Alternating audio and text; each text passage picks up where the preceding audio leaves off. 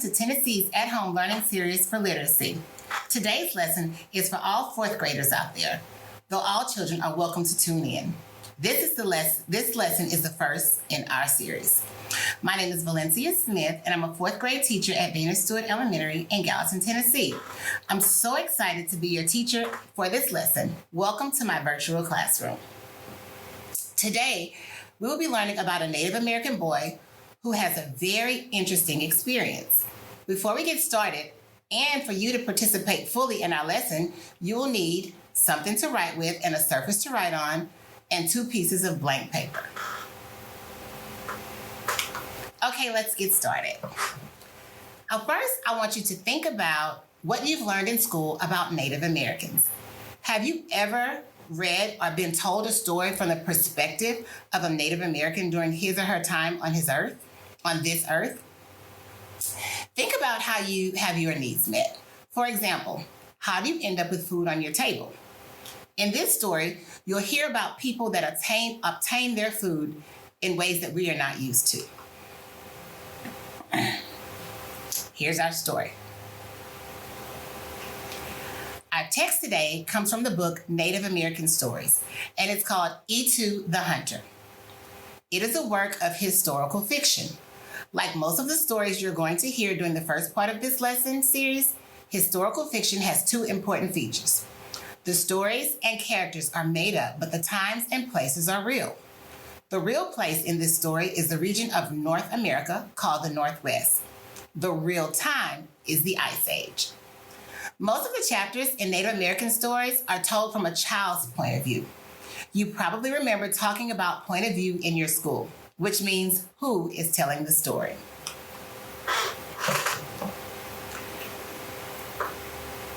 We walked silently and carefully across the glistening snow. The sun shone on the snow, and it made it sparkle and shine like the stars in the night sky. Before we left our camp, my brothers had told me many times that I must do exactly as they said. If I did not, they would send me away.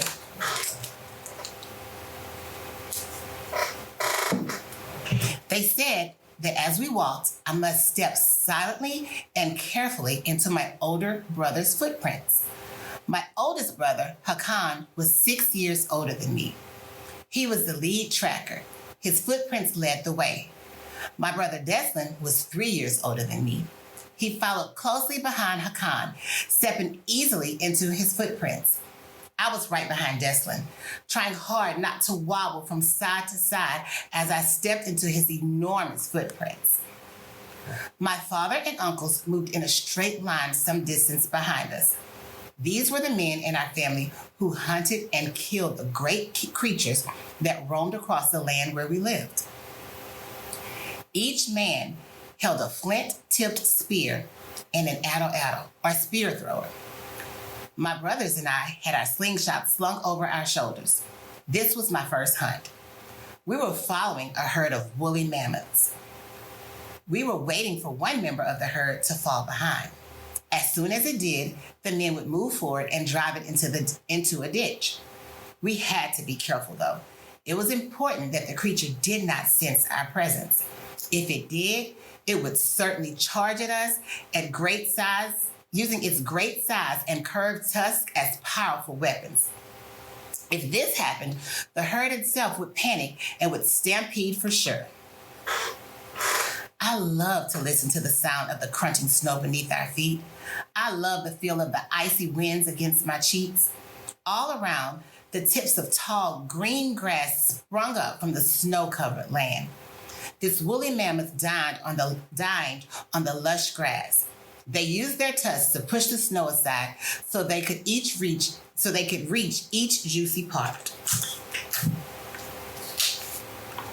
We walked until the sun began to sink in the sky and a golden haze touched the shimmering earth.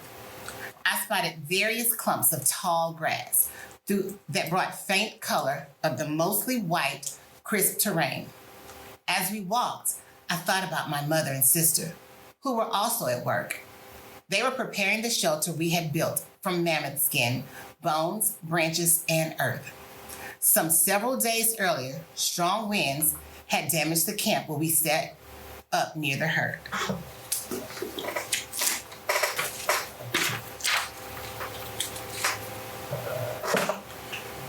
They knew, as we did, that the mammoth flesh could feed many people for quite some time.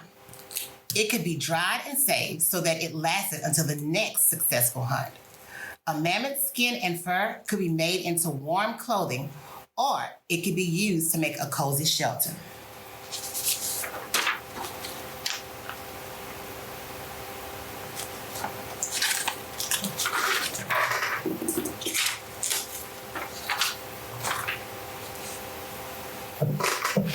Suddenly, my brother Hakan stopped moving and raised an arm. Then he signaled for us to crouch down. We immediately did as he commanded. I peeked around to see the men behind us doing the same thing.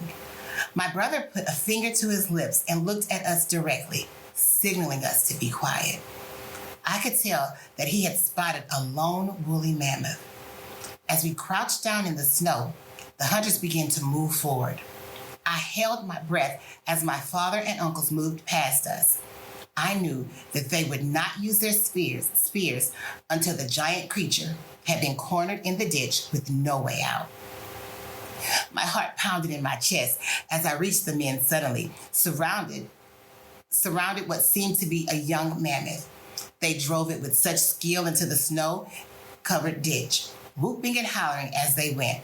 Then, without hesitating, my father and uncles launched their spears. I watched this great and powerful creature fall crashing to the ground.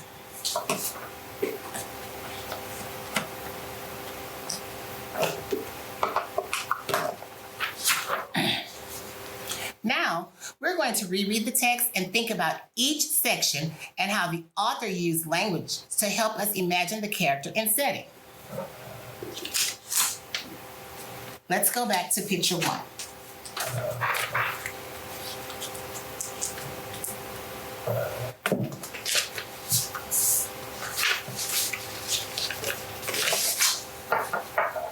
We walked silently and carefully across the glistening snow. The sun shone on the snow and made it sparkle and shine like the stars in the night sky. Before we left our camp, my brothers had told me many times that I must do exactly as they said. If I did not, they would send me away. They said that as we walked, I must step silently and carefully into my older brother's footsteps. My oldest brother, Hakan, was 6 years older than me. He was the lead tracker. His footprints led the way. My brother Delson was 3 years older than me. He followed closely behind Hakan, stepping easily into his footprints. I was right behind Delson, trying hard not to wobble from side to side as I stepped into his enormous footprints. Let's pause there. At this point, I'm wondering, who's telling the story? Who do you think's telling the story?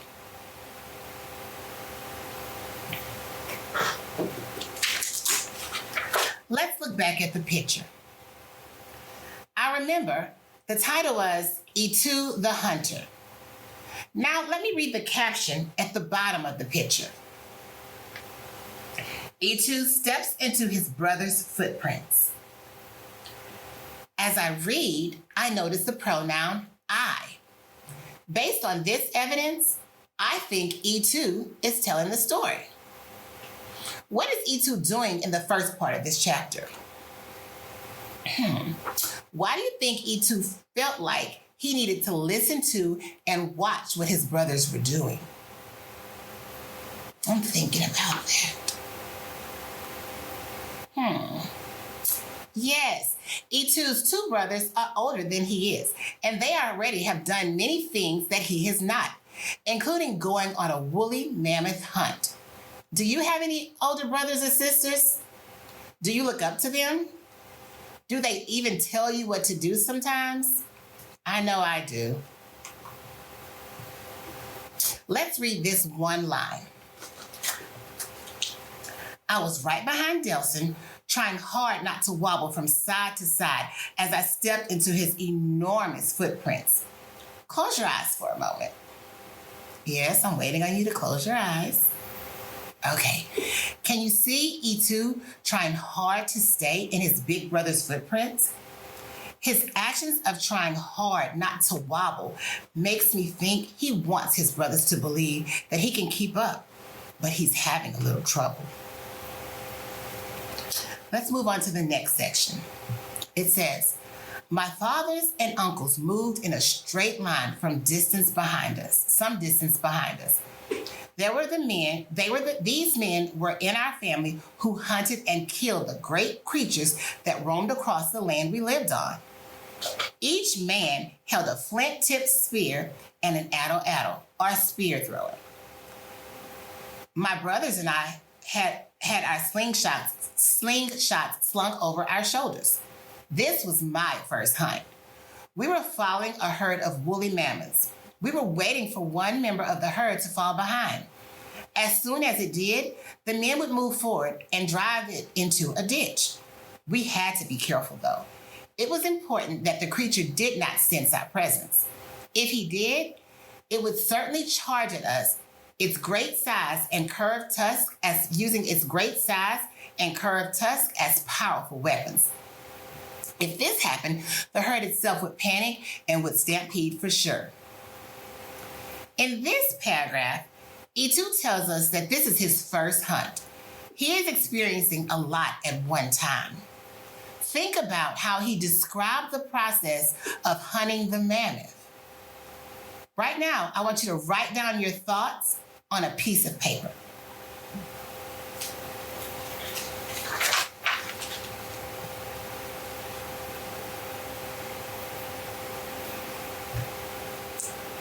Good. Here's what I saw.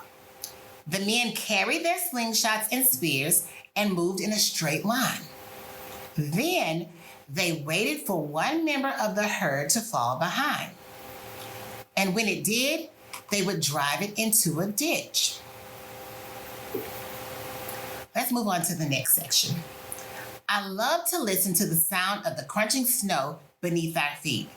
I love the feel of the icy wind against my cheeks.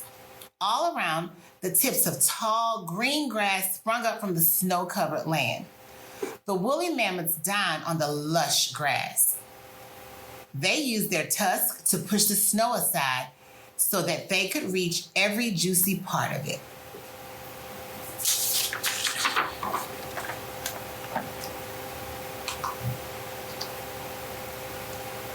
Here, E2 gives us insight into the setting by revealing how he is feeling and what he sees, using some great language. What do we know from the setting about the setting from E2? Yes, that's right. It's cold because there's crunching snow, icy wind, and snow-covered land. However, I'm thinking it might be spring because tall grass is springing up. And the author also mentions lush grass. There's another question. What do you think lush means? Great, that's right. It means thick. So I guess the grass that the mammoths are eating is really green and thick. Notice this is the image here.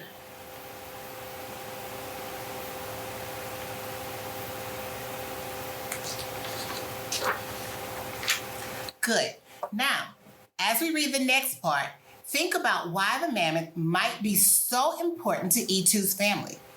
Take a few notes as I read. We walked until the sun began to sink in the sky and a golden haze touched the shimmering earth.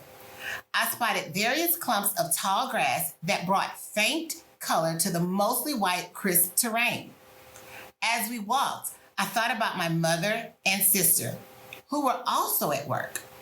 They were repairing the shelter we had built from mammoth skin, bones, branches, and earth. Several days earlier, strong winds had damaged the camp we had set up near the herd. They knew, as we did, that mammoth flesh could feed many people for quite some time. It could be dried and saved so that it lasted until the next successful hunt. A mammoth's skin and fur could be made into warm clothing, or it could be used to make a cozy shelter.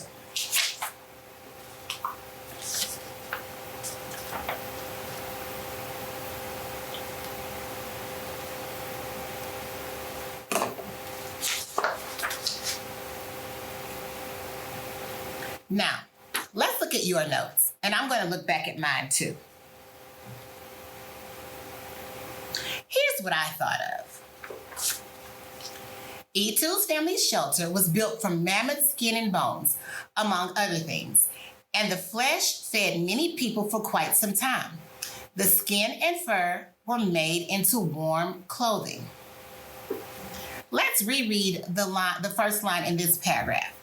As I read, I want you to jot down some words you hear that help create the image of the setting in your mind.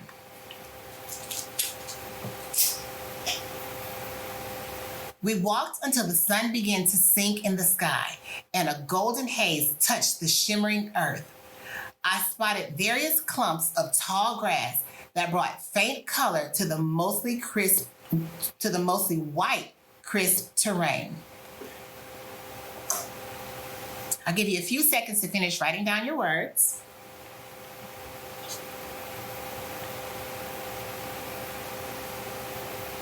All right, can you share some of those words that you wrote with me? Good. Here's what I heard. Golden haze, shimmering earth, and white, crisp terrain. Here's an interesting little fact. The root terra in terrain means earth. Let's move on to the next section. Suddenly, my brother Hakan stopped moving and raised an arm. Then he signaled for us to crouch down. We immediately did as he commanded. I peeked around to see the men behind us doing the same thing. My brother put a finger to his lips and looked at us directly, signaling us to be quiet. I could tell that he had spotted a lone woolly mammoth. As we crouched down in the snow, the hunters began to move forward. I held my breath as my father and uncles moved past us. I knew that they would not use their spears until the giant creature had been cornered in the ditch with no way out. My heart pounded in my chest as I watched the men suddenly surround what seemed to be a young mammoth. They drove it with such skill into the snow-covered ditch, whooping and hollering as they went. Then, without hesitation, my father and uncles launched their spears. I watched this great and powerful creature fall, crashing to the ground.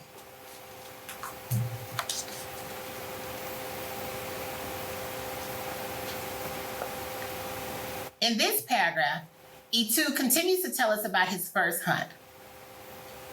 Look back at your thoughts from earlier, when you jotted down where you jotted down the first part of the process of hunting a mammoth.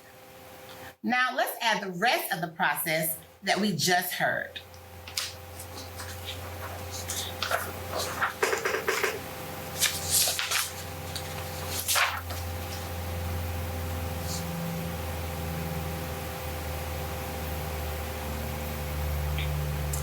Here's what I saw.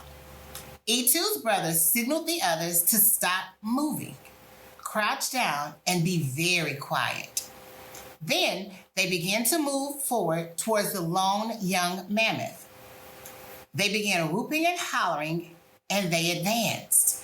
And finally, they launched their spears and waited for the powerful creature to crash to the ground. What do you think this felt like for E2, especially since this was his very first hunt with all the older men and boys?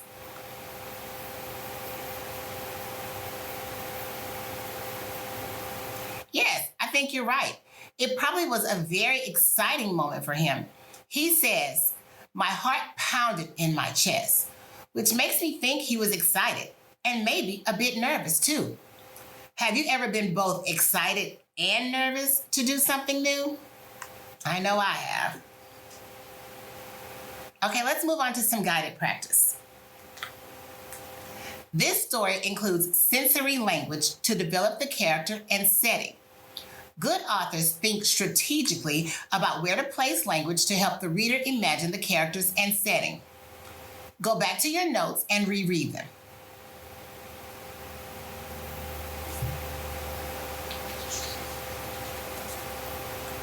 The author used words like golden haze, shimmering earth, and white, crisp terrain. We also talked about the word choice of crunching snow, icy wind, snow-covered land, and lush grass. How would you describe E2 based upon today's section of text?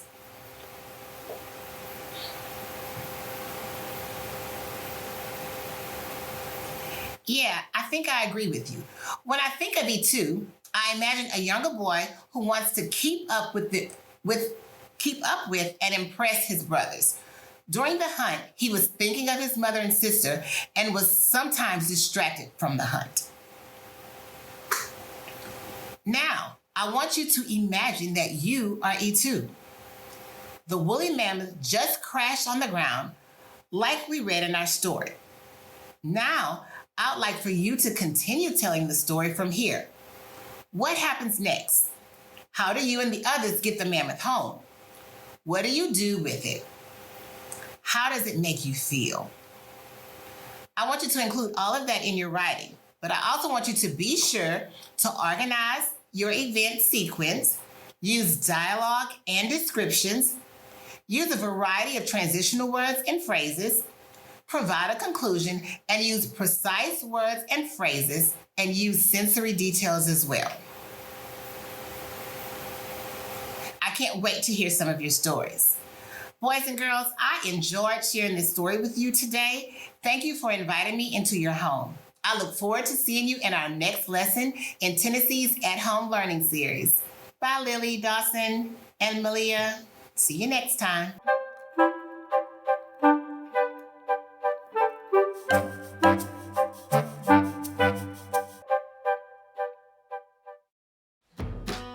The value parents place on reading makes a big difference in a child's reading and language development. You don't have to be a teacher or a great reader to create and nurture a love of reading in your child. It's beyond words on a page. It's about using stories to engage your child in the world around them. Start early because language development begins at birth. Exposing children to books early enriches their daily lives and builds strong thinkers. Just having books in the home, no matter your comfort level in reading aloud, can help a child grow to love reading and learning. Let your baby touch, feel, and even chew on the books. Bah, said Gregory unhappily. Let me see your unhappy face. Ask your child questions about the book and experiences the characters are having. Use the pictures to spark meaningful, engaging conversation, relating pictures to things in the child's day-to-day routine.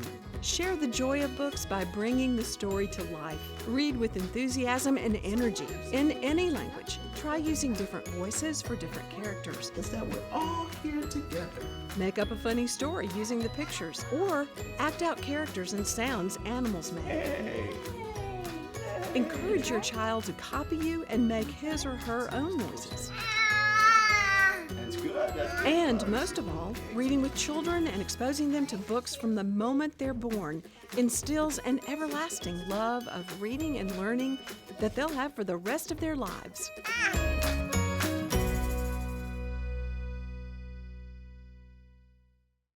Hello, I'm Maria Lee, First Lady of Tennessee, and I'm so glad you're here. This has been an unprecedented time for our state and our country. I'm so proud to see how Tennesseans are coming together to serve and lift each other up in the midst of challenges. Each of us has a role to play, including you, our students. Right now, your school buildings may be closed, but there are many opportunities to keep learning. And we are so grateful for the partnership of PBS in bringing this program directly to you as one more way to keep us learning and growing together during this time. I want to also give a special thank you to all of the teachers who helped make this possible. We could not do it without them. Most of all, thank you for joining us.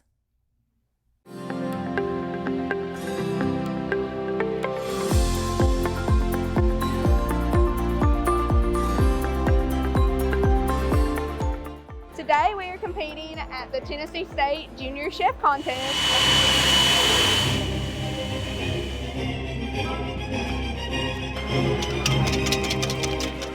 Well, my mom's cooking is actually the best.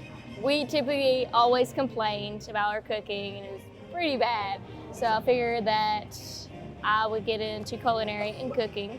Want and hope to have my own restaurant in the future. If you want to try something new, you can try it.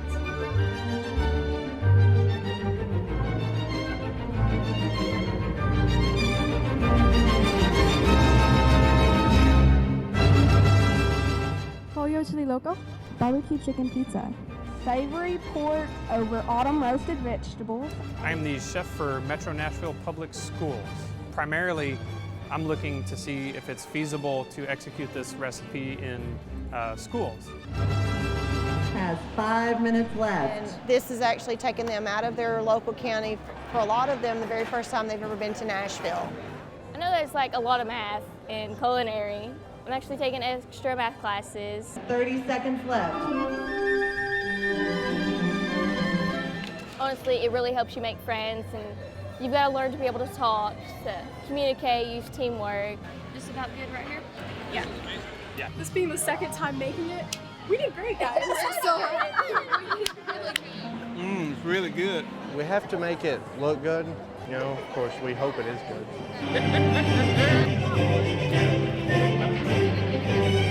This year's competition winner and the recipient of $48,000 in scholarship money is DeKalb County High School. I'm so happy. It's one of the best feelings in the world. It honestly is. I'm already going to Sullivan, and this just helps tremendously.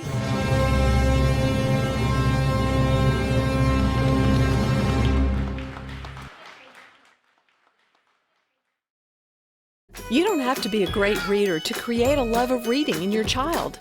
Just having books in the home can help. Let your baby hold them. Read with energy. Try using different voices for characters. Use the pictures to spark conversation. Engaging with books every day at an early age creates a love of learning and builds strong thinkers. Enroll your child at governorsfoundation.org to receive an Imagination Library book each month at no cost.